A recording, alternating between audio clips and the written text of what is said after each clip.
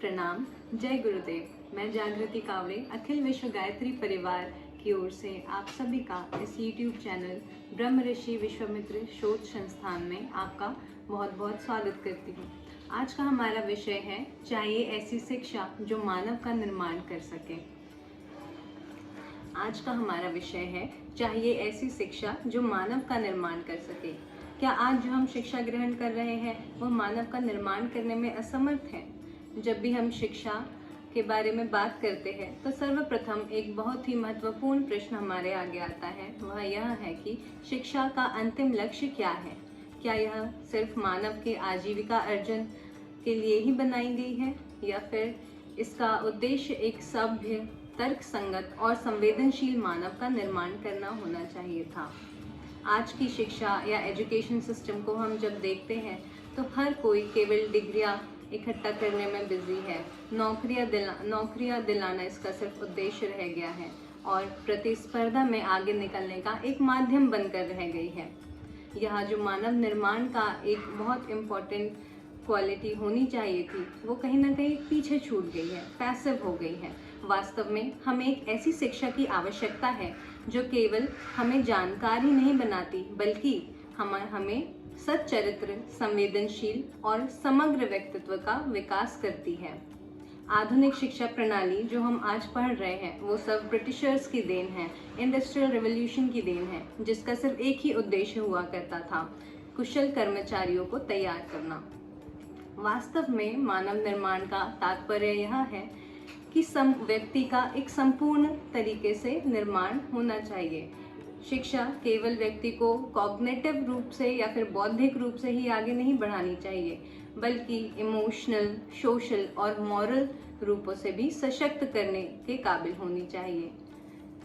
शिक्षा मनुष्य को ईमानदारी, सहानुभूति, दया, सहिष्णुता, न्याय इन गुणों से परिपूर्ण कर सके, समाज और पर्यावरण के प्रति जिम्मेदारी का एक भाव आ सके। शिक्षा में हमें कभी भी रटने की या रोट लर्निंग करने की जरूरत ना पड़े बल्कि हम समझकर चीज़ों को पढ़ सके, समझ सके और आगे बढ़ सके। अतः जिसके माध्यम से व्यक्ति का सर्वांगीण विकास हो सके अर्थात भौतिक एवं आध्यात्मिक विकास हो सके, वही विद्या ही शिक्षा कहलाती है।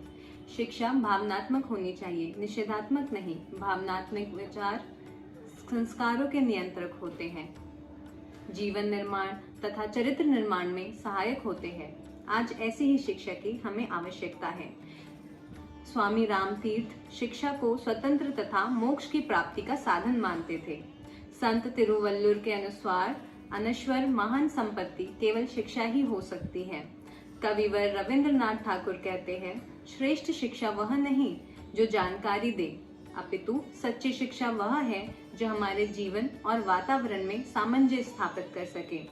दिव्य जीवन संघ के संस्थापक स्वामी विवेकानंद जी ने भी अपने विचार शिक्षा पर रखे हैं। उनका कहना है कि वास्तविक शिक्षा का उद्देश्य मन को नियंत्रित करना, अहंकार को नष्ट करना, दैवी गुणों का संवर्धन करना और ब्रह्म ज्ञान को प्राप्त करना होता है। मनीषी एडिसन ने कहा है, मानव जीवन के लिए शिक्षा वैसी ही है जैसे किसी संगमरमर खंड के लिए मूर्ति कला। एक आदर्श शिक्षा प्रणाली कैसी होनी चाहिए? जहाँ पर वैल्यू बेस्ड एजुकेशन हो, जहाँ पर बच्चों को सिर्फ सब्जेक्ट्स ही नहीं बल्कि नैतिक शिक्षा का भी ज्ञान दिया जाए। स्टोरीज, ग्रुप डिस्कशन और रोल प्ले के माध्यम से उन्हें नैतिक मूल्यों का ज्ञान दिया जाना चाहिए। समग्र विकास पर बल दिया जाना चाहिए, जहाँ पर शरीर, मन और आत्मा का संतुलित विकास होना चाहिए। खेल, कला, संगीत, योग, ध्यान आदि को पाठ्यक्रम में सम्मिलित करवाना जाना चाहिए। हार्वर्ड यूनिवर्सिटी के प्रोफेसर हार्वर्ड गार्डनर ने मल्टीपल इंटेलिजेंस के प्रिंसिपल पर फोकस किया है, अर्थात एक बच्चा जो है वो कई अलग अलग प्रकार की गतिविधियों में उत्तम होता है। शिक्षा ऐसी होनी चाहिए जो सभी प्रकार की गतिविधियों को पोषण कर सके। जीवन शैली पर भी विकास किया जाना चाहिए। हाल ही में यूनेस्को की लर्निंग टू बी रिपोर्ट 1972 ने इसी बात पर फोकस किया है।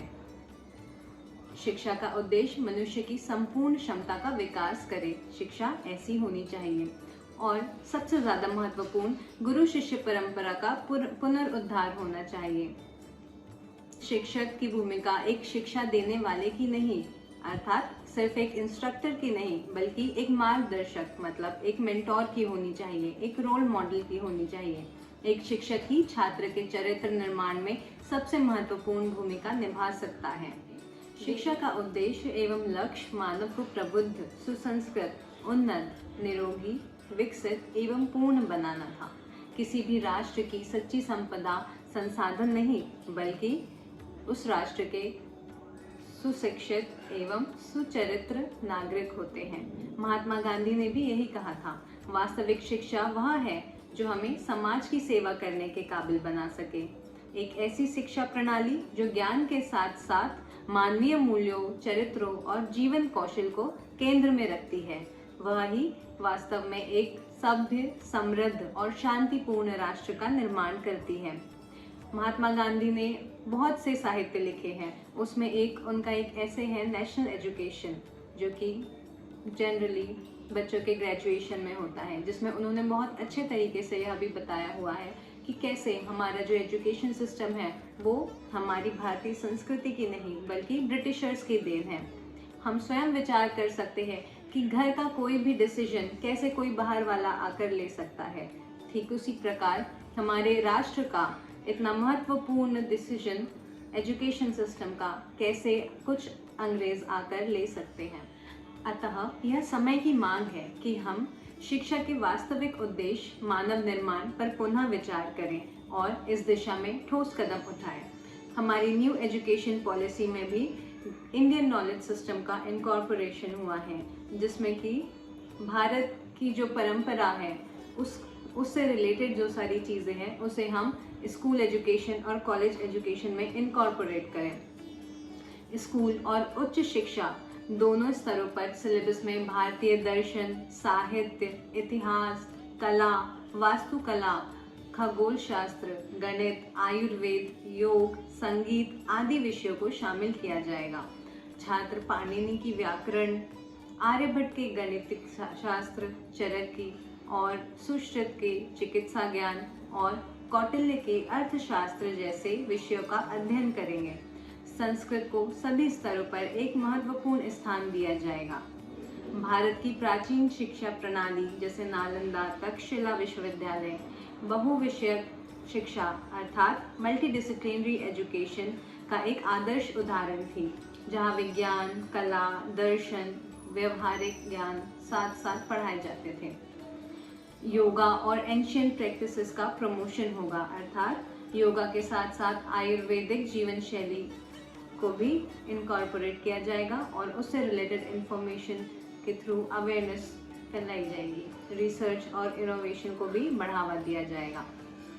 तो ये था हमारा आज का टॉपिक, चाहिए ऐसी शिक्षा जो मानव का निर्माण कर सके। जैसे कि हमने देखा कि आज हमारे पास शिक्षा तो है, स्कूलों में सिलेबस तो है, सारे सब्जेक्ट्स भी हैं, किंतु मॉरल एजुकेशन नहीं है, जिस वजह से आज हम देख रहे हैं हमारे जो विद्यार्थी हैं वो चोरी, डकैती, मर्डर, रेप आदि मिस्टीरियस एक्टिविटीज़ में इन्वॉल्व हो चुके हैं। अगर हमारे स्कूलों में मॉरल एजुकेशन भी दिया जाता तो शायद आज हमारा युवा इस गलत राह पर नहीं बढ़ रहा होता।